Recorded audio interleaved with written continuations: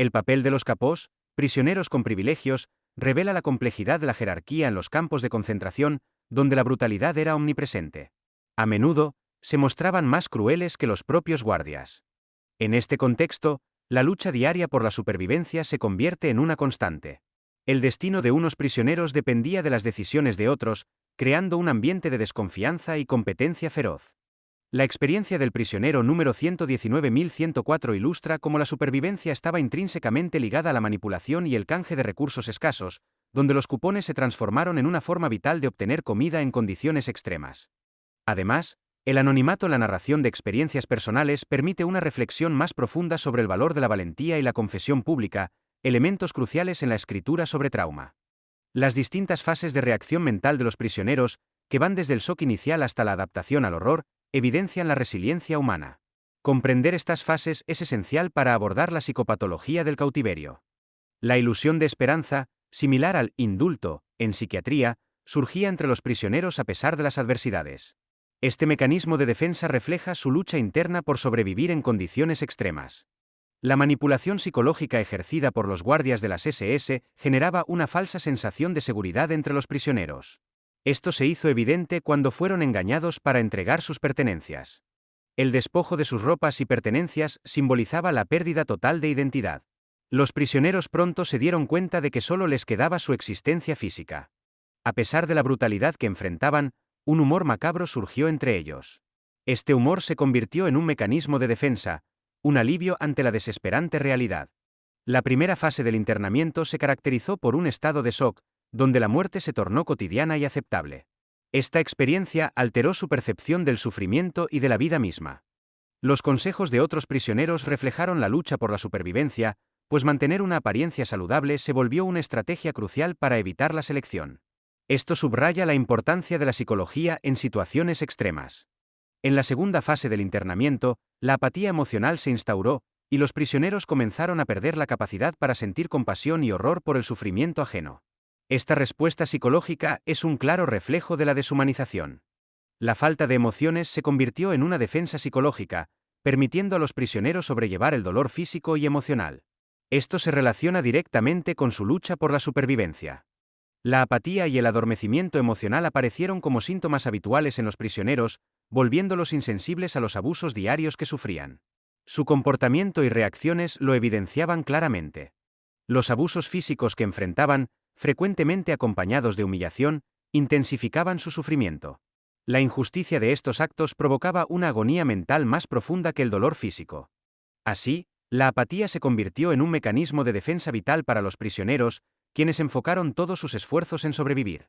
Esta desensibilización fue la respuesta a la presión mental constante. Los prisioneros solían hablar sobre comida como una forma de escapar de su dura realidad. Este intercambio de deseos alimentarios les proporcionaba un breve alivio psicológico en medio de la desesperación. La experiencia del hambre era devastadora, llevando a los prisioneros a un estado de debilidad extrema. La lucha por la supervivencia se convirtió en su único enfoque, afectando gravemente su salud y bienestar mental. La falta de sentimentalismo entre los prisioneros surgió de su necesidad de concentrarse en la supervivencia, resultando en un abandono de emociones. Esto se evidenció en las experiencias del autor al ser trasladado entre campos. A pesar de las penurias, los prisioneros mantenían discusiones sobre política y religión, lo que demostraba que la vida cultural no había desaparecido por completo. Estas conversaciones eran vitales para fomentar la esperanza y la conexión humana.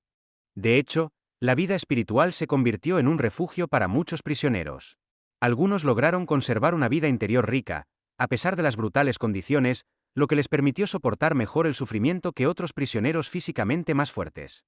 En momentos de agonía, la contemplación amorosa les permitía encontrar un sentido de dignidad y conexión con sus seres queridos, a pesar de la adversidad que enfrentaban. Las pequeñas memorias y detalles del pasado brindaban una sensación de nostalgia, ofreciendo a los prisioneros una vía de escape momentánea de su realidad desoladora. La belleza de la naturaleza y el arte se convirtieron en fuentes de esperanza y consuelo, ayudando a los prisioneros a sobrellevar sus duras circunstancias. Un violín, tocando un tango triste, evocó recuerdos de sus esposas, reflejando el profundo dolor de los prisioneros. La conexión emocional a través de la música resultó poderosa y conmovedora. Asimismo, el humor en el campo de concentración se utilizó como un mecanismo de defensa. Los prisioneros inventaban historias divertidas para aliviar la tensión y mantener viva la esperanza.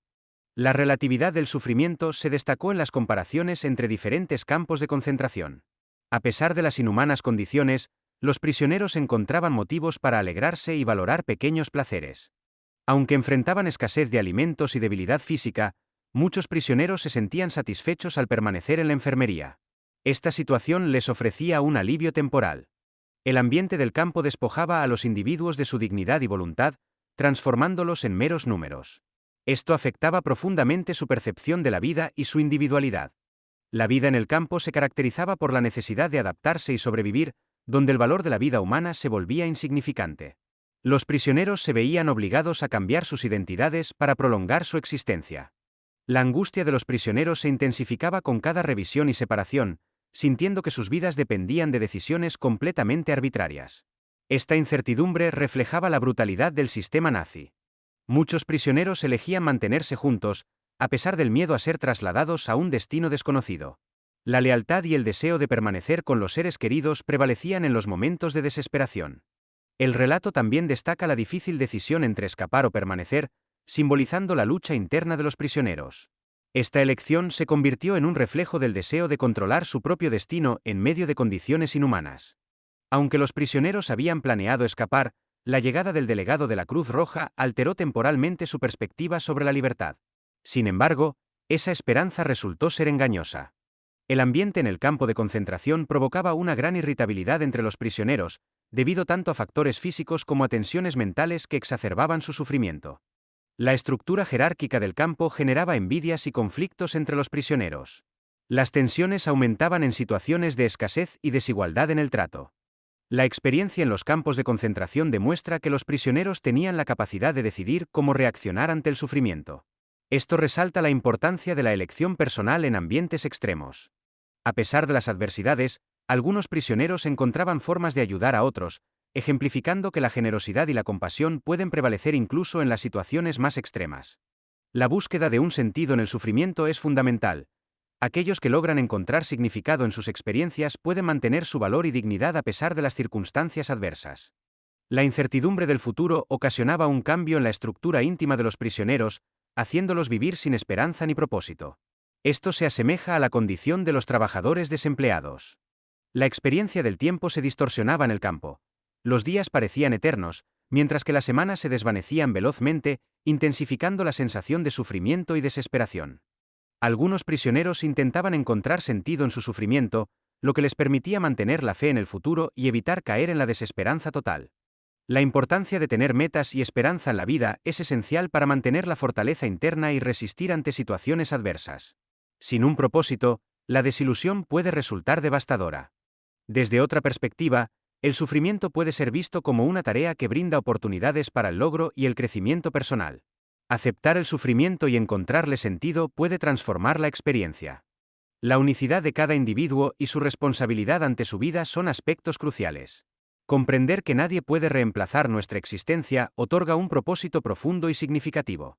El líder hablaba sobre la pérdida de compañeros y su impacto en el estado de ánimo del grupo, resaltando que la verdadera razón de las muertes era la pérdida de la esperanza. También se mencionó la relevancia de recordar el pasado y las experiencias vividas, aunque sean dolorosas, como una forma de mantener la dignidad y el sentido de la vida incluso en la adversidad. Se discutió el sacrificio y su significado, enfatizando que incluso en circunstancias extremas, el sufrimiento puede adquirir sentido, especialmente para aquellos con fe religiosa. Finalmente, la liberación de los prisioneros no trajo la felicidad esperada. En cambio, generó confusión y despersonalización. Muchos se sintieron incapaces de disfrutar de su libertad tras haber sufrido tanto. La experiencia de la liberación también reveló la brutalidad que algunos prisioneros habían interiorizado. Al sentirse libres, algunos comenzaron a actuar como opresores, en lugar de oprimidos. La reintegración a la vida normal fue complicada para los liberados, enfrentándose a la amargura y desilusión. Muchos no hallaron el apoyo emocional que necesitaban al regresar a sus hogares. El sufrimiento puede parecer interminable para quienes han experimentado situaciones extremas, pero esta percepción cambia al volver a la vida normal, donde enfrentan una nueva realidad. La esperanza de un futuro mejor es crucial para los prisioneros. Sin embargo, descubrir que nadie les esperaba intensifica su desilusión. Este vacío emocional puede resultar devastador. Por último, Los psiquiatras se enfrentan al reto de ayudar a los liberados a procesar su dolor. Esta tarea es compleja, pero esencial para su recuperación emocional.